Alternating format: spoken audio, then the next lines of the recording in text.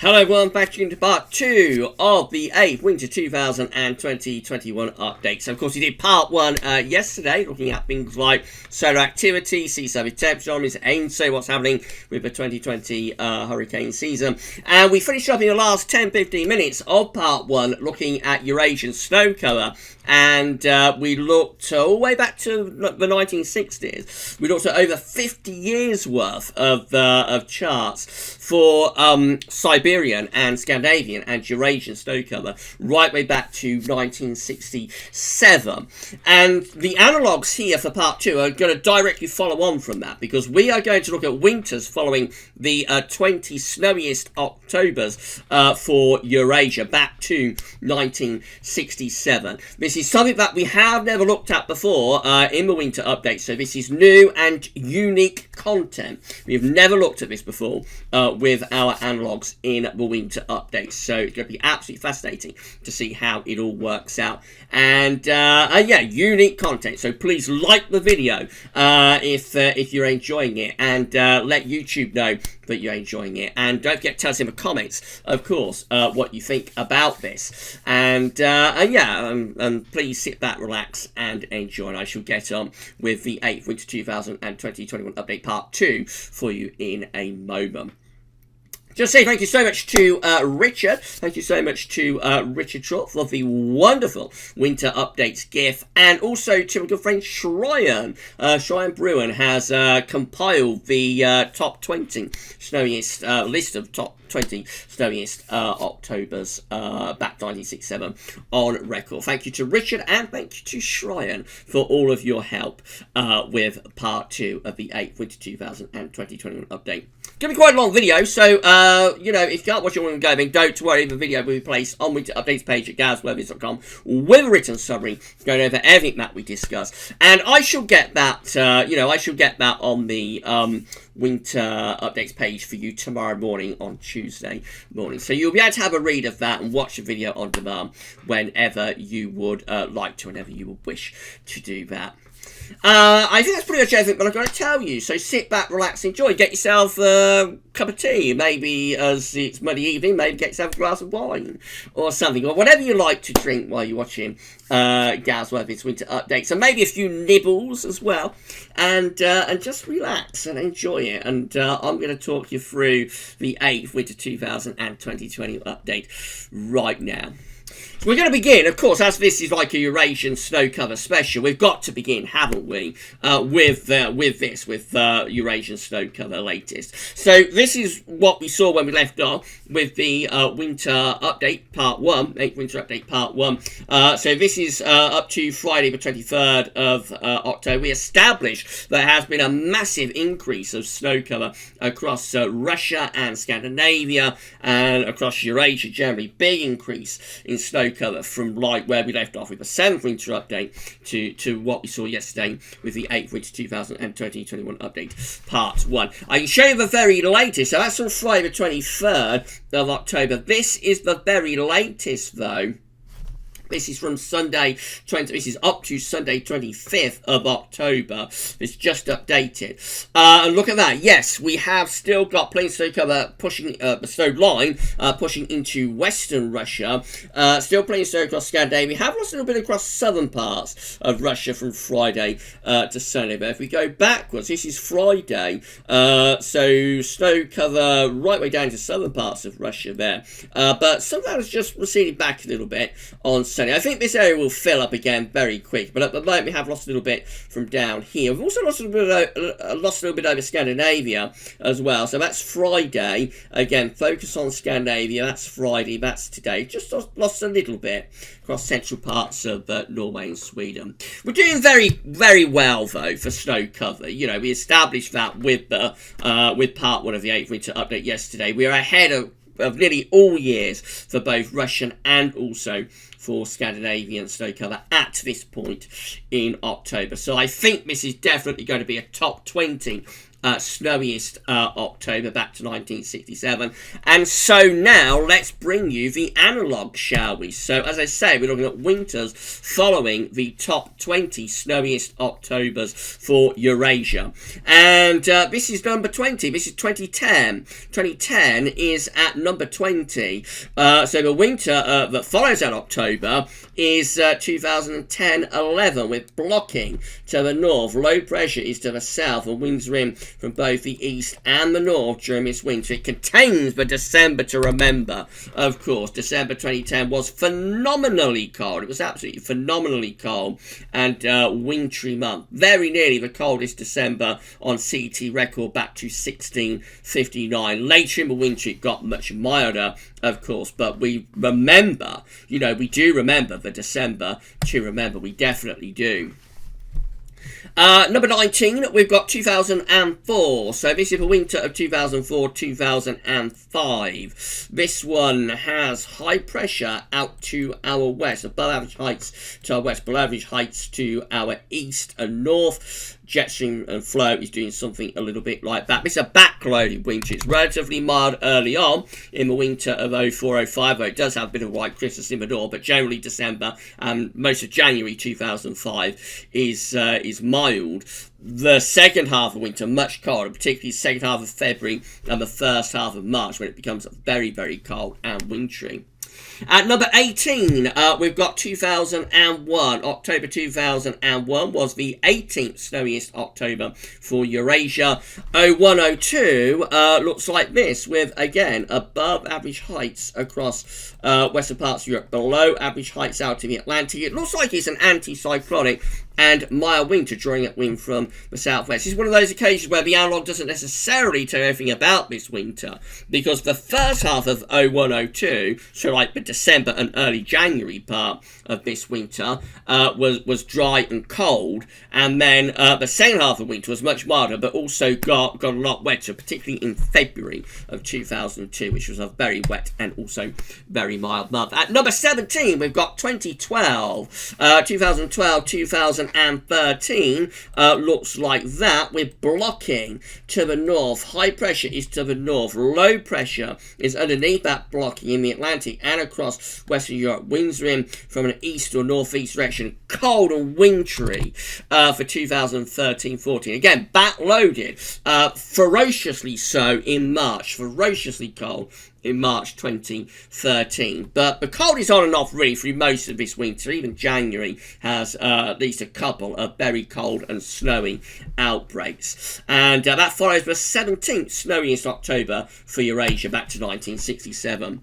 Another cold winter, 2009-2010. Looks like we've got a trend, doesn't it, for colder winters here following the snowy October. So this one has low pressure again, pushed southwards along with the jet stream as well, plunging southwards, and blocking is up over Greenland. Winds are in from an easterly direction. Cold, very cold and wintry for 09-10.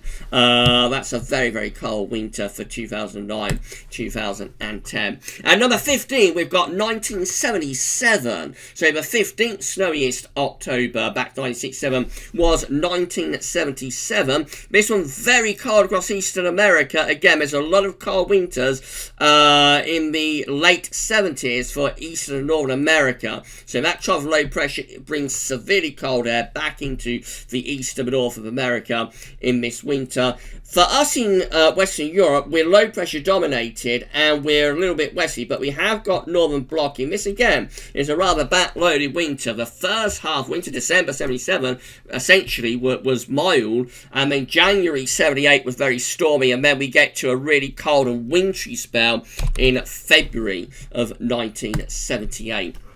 Number 14, we've got 1998-1999. This one has high pressure out to our west. Low pressure is to our north. Winds are in from the west. That's a relatively mild 1990s winter. Most of them were in the 90s. Number 13, we've got 2006-2007 with low pressure to our north. High pressure is to the south. Winds are in from the west. That's a very mild winter for for 06-07, exceptionally mild winter, relatively dry, particularly so more southern areas. Another cold winter though at number 12. This is 2017-2018. So the 12th snowiest October for Eurasia was 2017.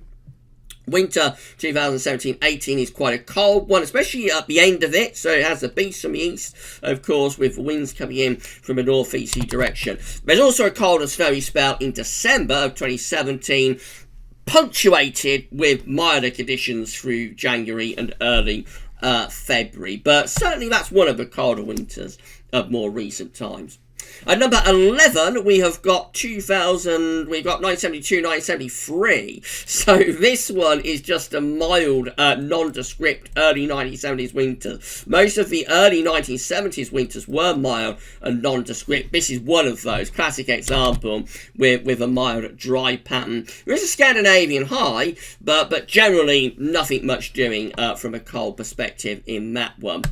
We've got another cold winter here, though. This is 68-69 at number 10. So we're moving into top 10 now for the snowiest Octobers for Eurasia. At number 10, we've got 68-69 with low pressure to our south, blocking again up towards Greenland. This has a very cold and snowy February in 1969. Also has a classic white Christmas across many parts of central England in 1968. Overall, that's a very cold winter for 68-69.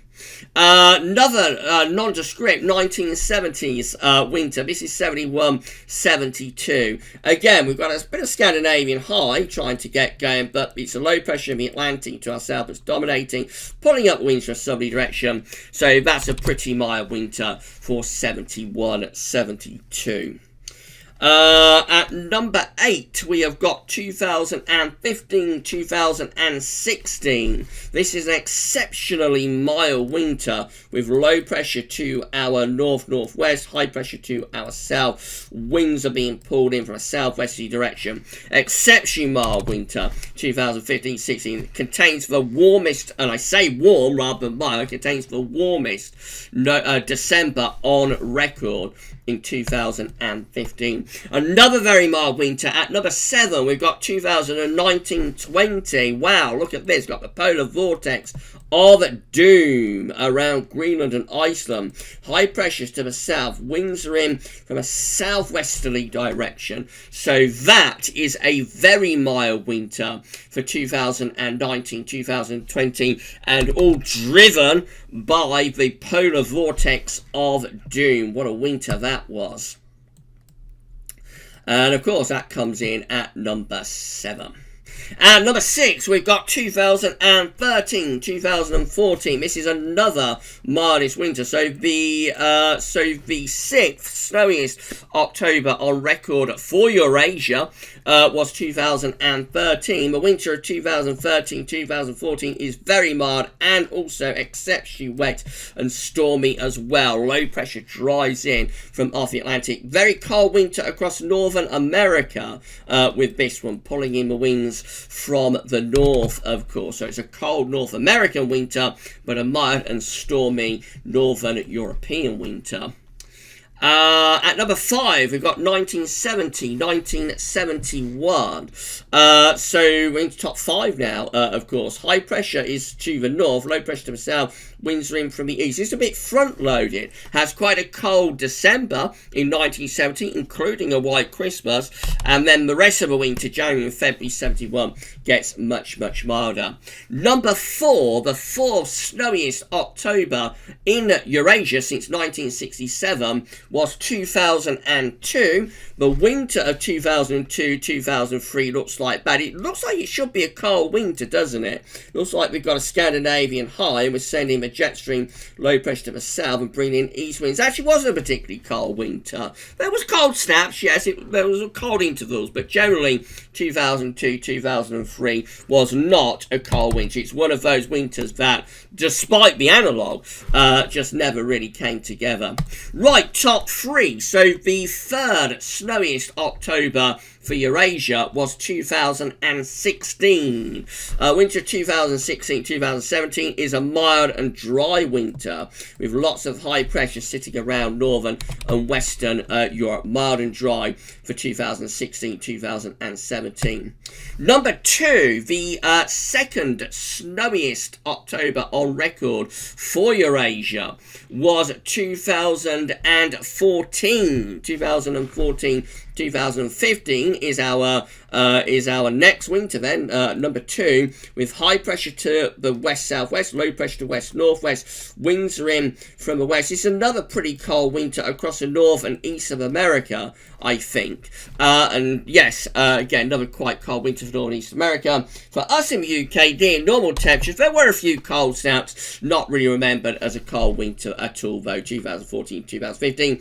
And then number 1, the snowiest October on record. Guess what it is? The snowiest October on record for Eurasia back to 1967 was in fact 1976, and the winter of 1976-1977 looks like this. So it does have northern blocking. It's an exceptionally cold winter for Eastern America, by the way, again, with this deep trough descending across the East of America. So it's ferocious cold, brutal cold, absolutely brutal cold in the winter of 76-77 for East America. For us in Europe, it is cold early on, so it has a cold December, and early January of 1977 is quite cold as well. Then it gets milder, and when East America has its coldest part of this winter, late January and into February of 1977, actually we go Atlantic driven and a lot milder. The winter of 1976-1977 follows the snowiest October on record for Eurasia back to 1967. Right, let's start putting all of that together then. So this is how all Decembers combined are looking following the top 20 snowiest Octobers for Eurasia. And it's an anticyclonic signal with high pressure sitting over to the east of the country, low pressure out to the west, but probably not an overly cold signal really. Probably with a lot of these Decembers we're drawing up the wind from the air from the south or from the southwest. So relatively dry, yes, but probably quite mild.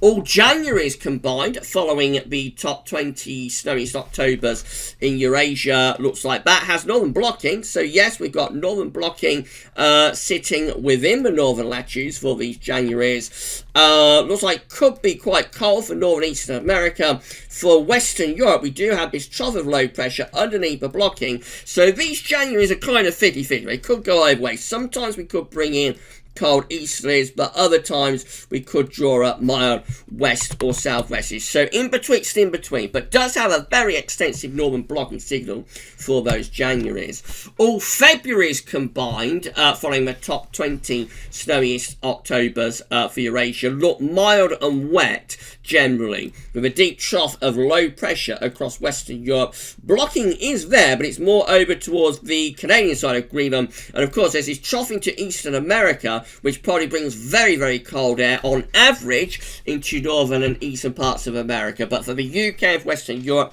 this looks like it's a relatively mild signal for these Februaries. And all Marches combined look like that, so possibly building up some higher pressure into our northeast, taking lower pressure to the south, bringing in more of an easterly flow perhaps for those Marches, possibly going a bit colder for the beginning of the spring. All Winters combined, following the top 20 snowiest Octobers on record for Eurasia, look like that. So unsettled, trough of low pressure across Western Europe. There is northern blocking on offer, so some of these winters definitely will be cold. But I think on average, generally, the idea is for a milder sort of winter, really, overall, with those top 20 snowiest Octobers. But some of them, definitely some of them, have enough northern blocking to be able to go cold. Let's narrow it down to the top 10. So this is how All Decembers combined are looking for the top 10 snowiest Octobers for Eurasia. Again, very similar signals to the top 20. Above average heights, high pressure over to the west of the country, to the east country, I should say, low pressure to the west. So it's an anticyclonic, dry and mild signal. Winds are up from the south. All Januaries combined, following the top 10 snowiest Octobers, look like that. Again, looks very similar, doesn't it? Lots of northern blocking within the northern latitude, within the northern latitudes in these Januaries. Cold for eastern Northern America. For us, we got this trough of low pressure. It just isn't going quite far enough south, but nevertheless, with such a high level of northern blocking, you could envisage that at least some of those Januaries would be going very cold. But also, it looks unsettled with those top 10 Januaries. All Februaries combined, again, makes very little difference. All Februaries combined for the top 10 look like that, with deep trough low pressure into eastern Northern America, very cold for them. For us, we've got this trough low pressure over to the west of the country, mild, wet and Atlantic driven for those Februaries. All Marches combined, probably dry and anticyclonic, high pressure to our east, low pressure to our southwest. Some of those Marches could be bringing cold easterly winds. And then all winters combined, following the top 10 snowiest Octobers for Eurasia, look like that. So very unsettled. Low pressure is over the country and to our west. Winds are in from a west or southwesterly direction. Mild and wet for those winters. Generally. Right, so I just want to show you the winters for 20 to 10 though. So these look a little bit different. These are looking at, this is all Decembers combined for the top 20 to the top 10 snowiest Octobers. I just want to throw this in as a bit of a caveat. So very different pattern for these Decembers from the top 20 to the top 10, with blocking appearing suddenly to the north and perhaps a trough of low pressure underneath that. Could be a colder signal for December. But look what happens for January for those 20 to 10 snowiest October. Suddenly the blocking is looking much more conducive, centered over Greenland. Trough of low pressure is over to the east of the country. These Januaries will almost certainly be favouring a cold outcome, bringing in winds from more of a north to northeasterly direction. February, look at February. From 20 to 10 snowiest Octobers on record. Yes, much colder signal for February, with blocking around Greenland. Trough of low pressure over to the east of the country. Winds in from an east to northeasterly direction on average with these Februaries. What a difference! What a difference from 20 to 10 compared to the overall top 20 and also the top 10. What a difference. And all Marches combined also has that high pressure up towards Greenland, with low pressure to the south. Winds in from the east for cold weather could be favoured in March as well. And then finally, this is the analogue for all winters combined for the top 20 to the top 10 snowiest Octobers on record. Remember, this is not the top 20 overall, and this is not the top 10 overall. This is numbers 20 to 10.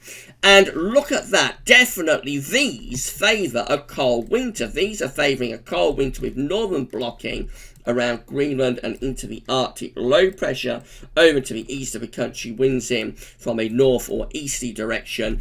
There's nothing else to say other than that analogue for those winters following those 20 to 10 snowiest Octobers. Definitely favours, it is definitely favouring a colder winter.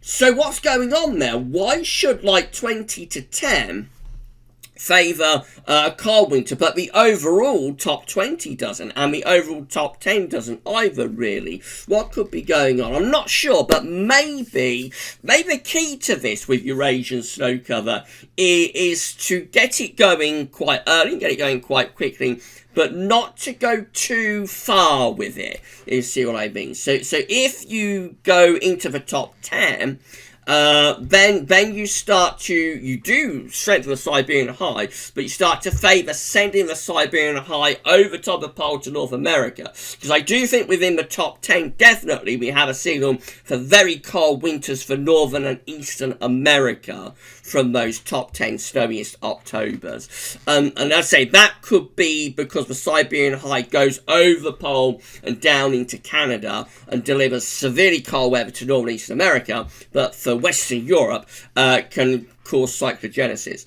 So you do want an early build-up of snow cover in October. It is helpful perhaps to get an early build-up of snow cover in October across Eurasia, but you don't want to go too far with that. You don't want it to be too extreme. So if you can come out somewhere between 20 and 10, then you're in business for a colder winter for Northern and West Europe. But if you go too far with it, you will strengthen the Siberian High to such a degree that it'll go over the pole to Canada and deliver very cold weather for Northern and East America, but not as cold a signal for Northern and West Europe. Maybe that might be what's happening. Let me know in the comments what you think. Please let me know in the comments what you think to that synopsis. That's the only way I can explain it, why we will see such a striking differential there, really. But that's just my guess. I don't know whether that's the case or not, but that would be my guess.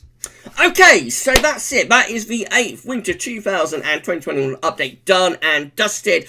That's it. The 2 parts are complete. And now we move on to the 9th Winter 2020 update, which will be released next weekend, or this weekend, I suppose. Sunday and Monday, again, parts 1 and 2 for the 9th Winter 2021 update. If you've enjoyed this winter update and all of winter updates so far, then please smash the like button. Let us know in the comments what you think. Make sure you subscribe to the Gaz Weathervids YouTube channel, and don't forget to tell your friends about Gaz Weathervids, and we shall see you with our next winter update. The 9th winter update will be released on Sunday at 10 AM. For this winter update, that's all for now. Thanks for watching.